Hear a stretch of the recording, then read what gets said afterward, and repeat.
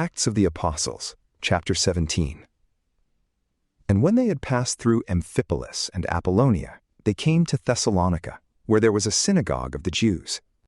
And Paul, according to his custom, went in unto them. And for 3 Sabbath days he reasoned with them out of the Scriptures, declaring and insinuating that the Christ was to suffer and to rise again from the dead, and that this is Jesus Christ, whom I preach to you. And some of them believed and were associated to Paul and Silas, and of those that served God, and of the Gentiles a great multitude, and of noble women not a few.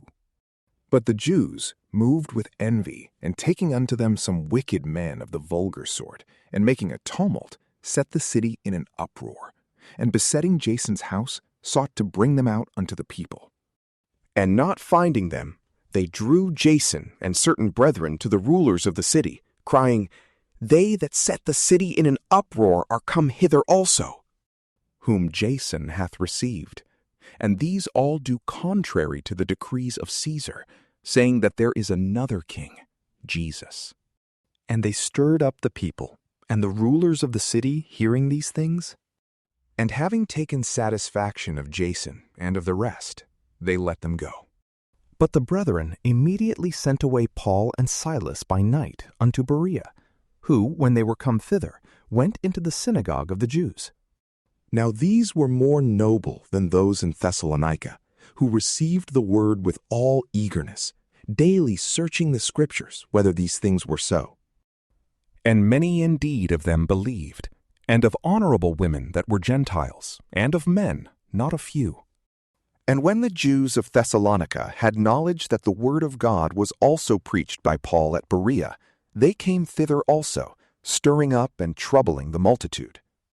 And then immediately the brethren sent away Paul to go unto the sea, but Silas and Timothy remained there.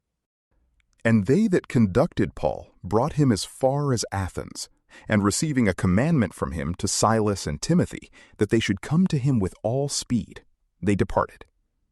Now whilst Paul waited for them at Athens, his spirit was stirred within him, seeing the city wholly given to idolatry. He disputed therefore in the synagogue with the Jews, and with them that served God, and in the marketplace every day with them that were there. And certain philosophers of the Epicureans and of the Stoics disputed with him. And some said, What is it that this word-sower would say? But others, He seemeth to be a setter forth of new gods, because he preached to them Jesus and the resurrection. And taking him, they brought him to the Areopagus, saying, May we know what this new doctrine is which thou speakest of? For thou bringest in certain new things to our ears. We would know therefore what these things mean. Now all the Athenians and strangers that were there employed themselves in nothing else, but either in telling or in hearing some new thing. But Paul, standing in the midst of the Areopagus, said, Ye men of Athens, I perceive that in all things you are too superstitious. For passing by and seeing your idols, I found an altar also, on which was written, To the unknown God. What therefore you worship without knowing it, that I preach to you. God, who made the world and all things therein, he being Lord of heaven and earth, dwelleth not in temples made with hands. Neither is he served with men's hands, as though he needed anything, seeing it is he who giveth to all life and breath and all things, and hath made of one all mankind to dwell upon the whole face of the earth, determining appointed times and the limits of their habitation, that they should seek God, if haply they may feel after him or find him, although he be not far from every one of us. For in him we live and move and are, as some also of your own poets said, for we are also his offspring. Being therefore the offspring of God, we must not suppose the divinity to be like unto gold or silver or stone, the graving of art and device of man.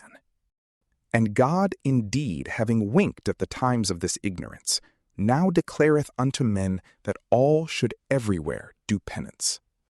because he hath appointed a day wherein he will judge the world in equity by the man whom he hath appointed, giving faith to all by raising him up from the dead.